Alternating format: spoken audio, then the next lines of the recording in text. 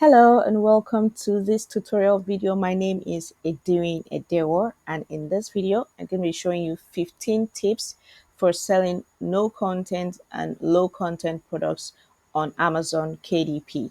I'm an Amazon multiple best-selling author.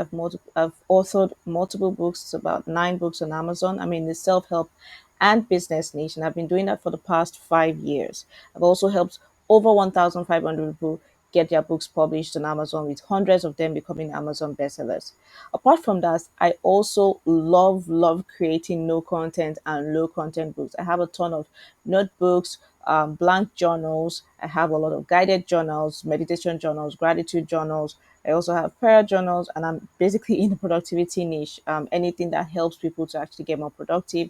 I have a ton of workbooks as well on how to build your income, how to plan your business, especially for online business owners.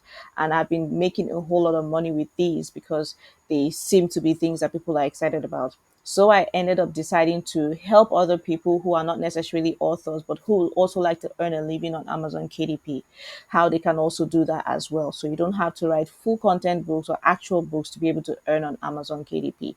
With low content and no content books, you can also be earning royalties from your books on Amazon KDP. Okay.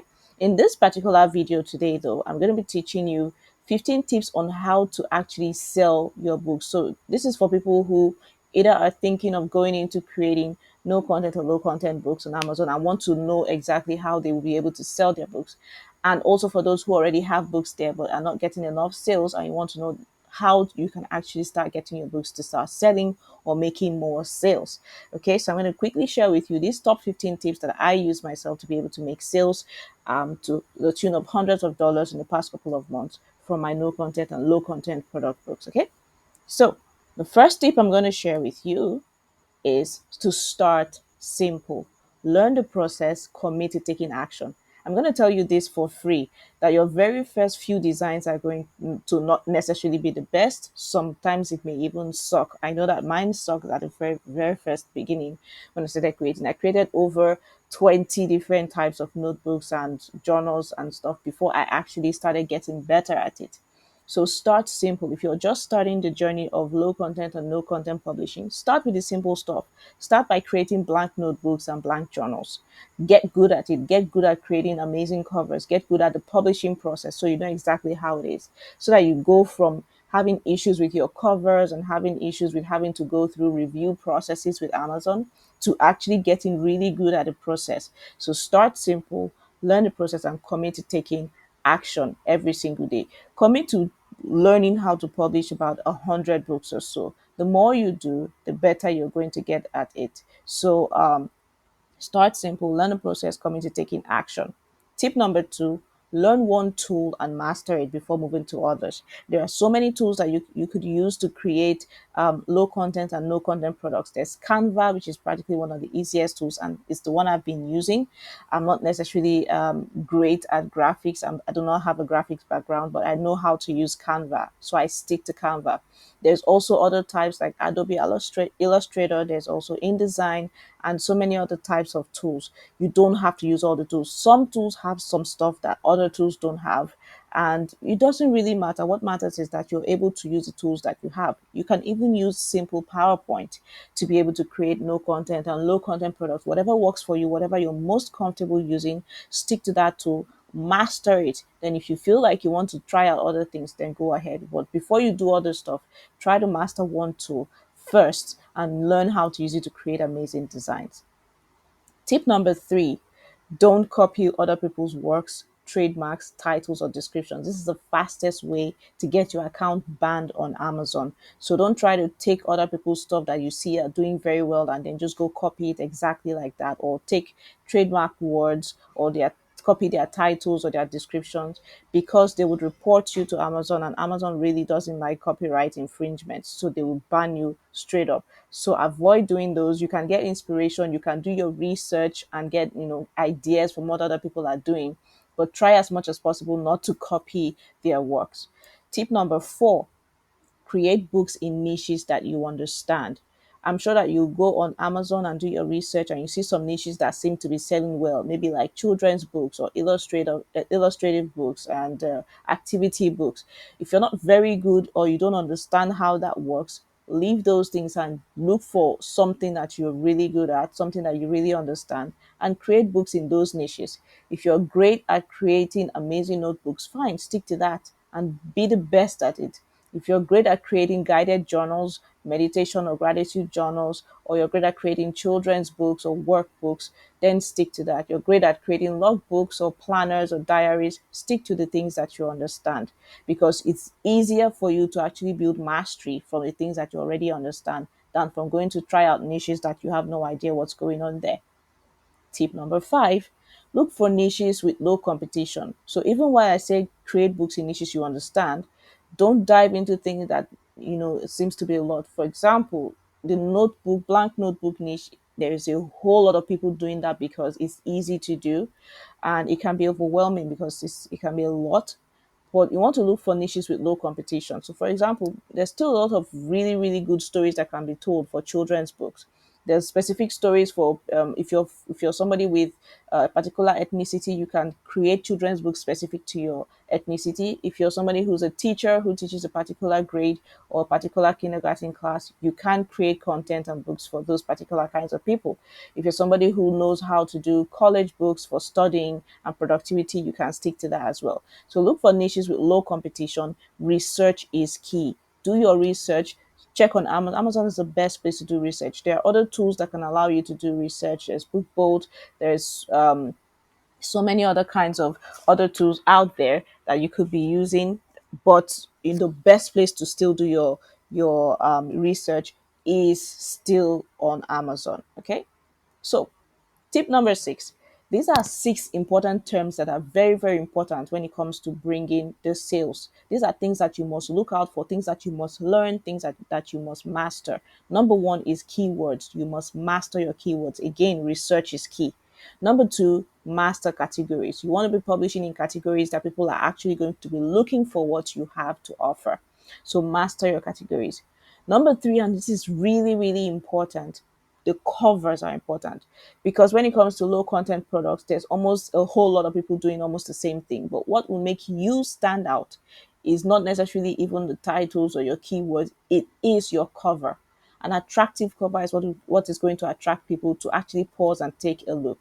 So when you're creating your covers, it's important for you to create covers with titles that are very bold on the covers, or designs that are very bold and catching, so that people who are scrolling through their phones will be able to see and get attracted to what it is that you have to offer. Your title is also important. Remember to use your keywords in your title. The type of the book you're creating is also important when it comes to bringing in the sales. Obviously, the more content there is inside of the book, the higher you can price it. And the higher you can price it, the higher your margins. So workbooks, for example, workbooks and guides, they have higher content than regular journals and planners or even activity books. So workbooks and guides that are specific to a niche that have amazing value in them can be priced for as much as $20. I have a particular workbook that's priced for about $23 and it's selling very well. Okay.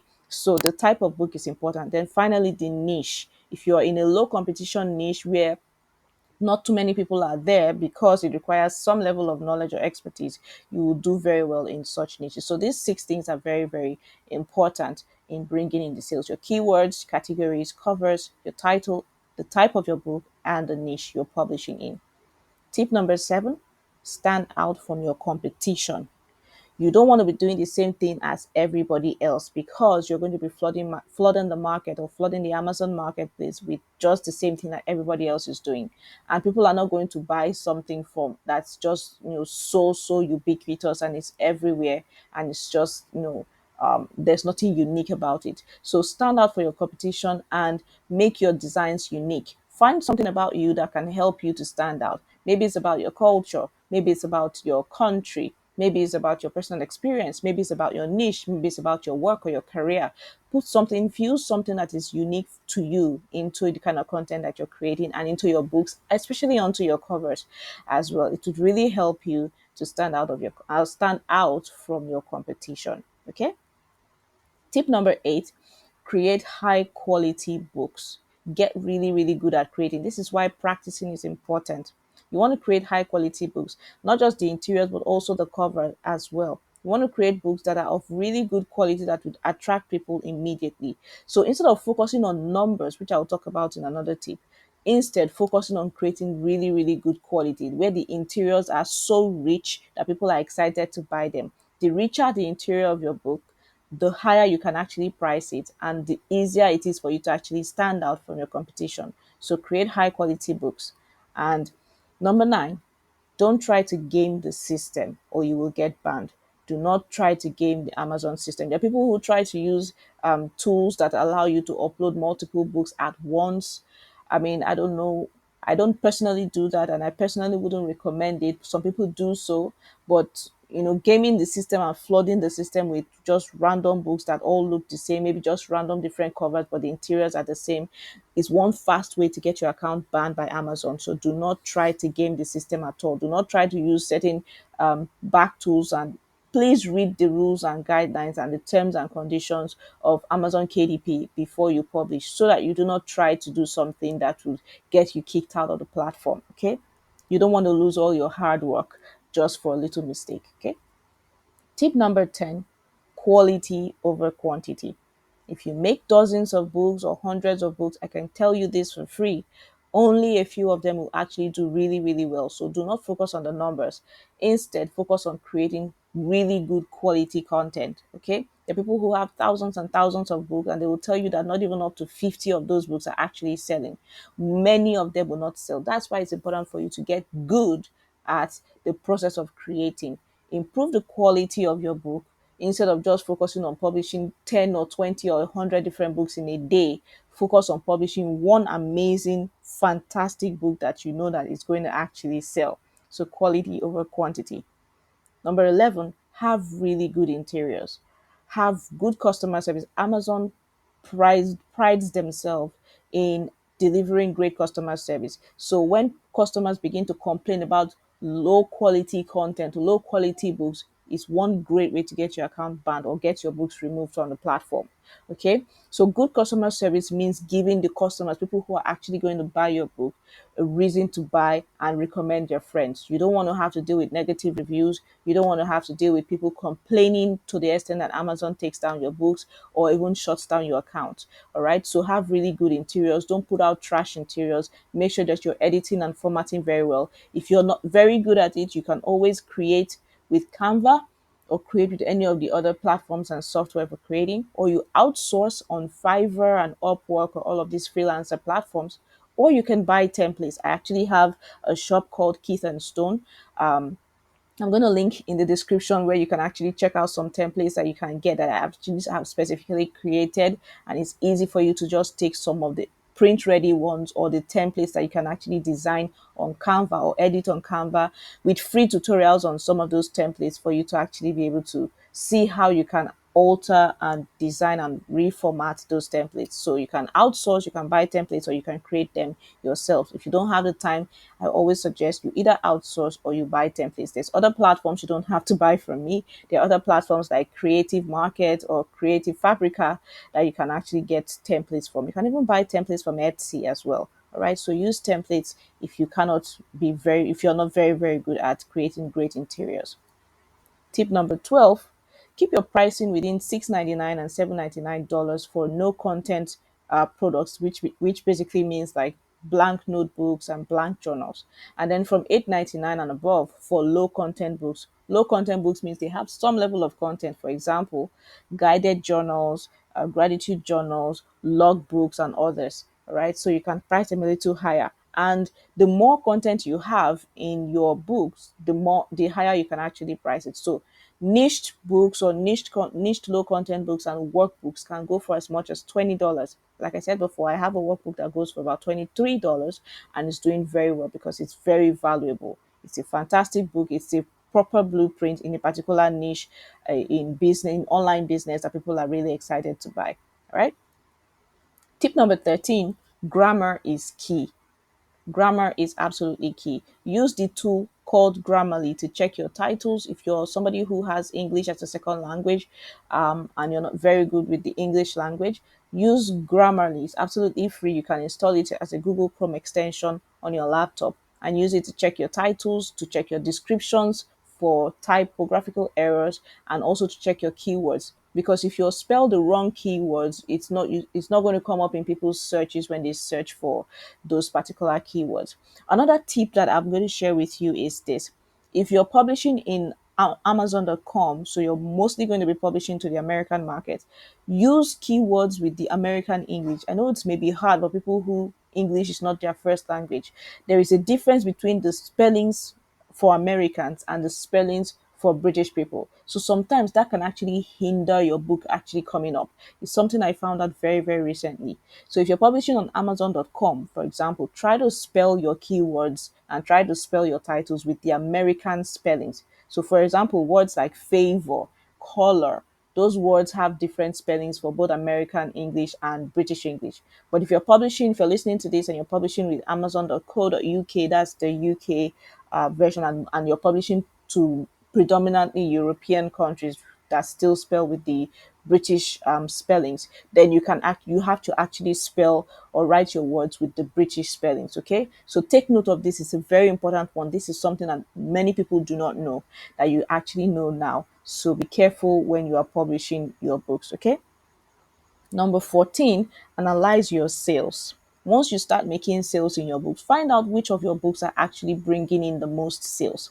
So you want to focus on those ones because those are the ones that work. So focus on creating more like those ones, not duplicating, but creating more, maybe in those niches, or find the keywords you use to help you get the right sales. Find the categories you publish on. Check what your titles was like.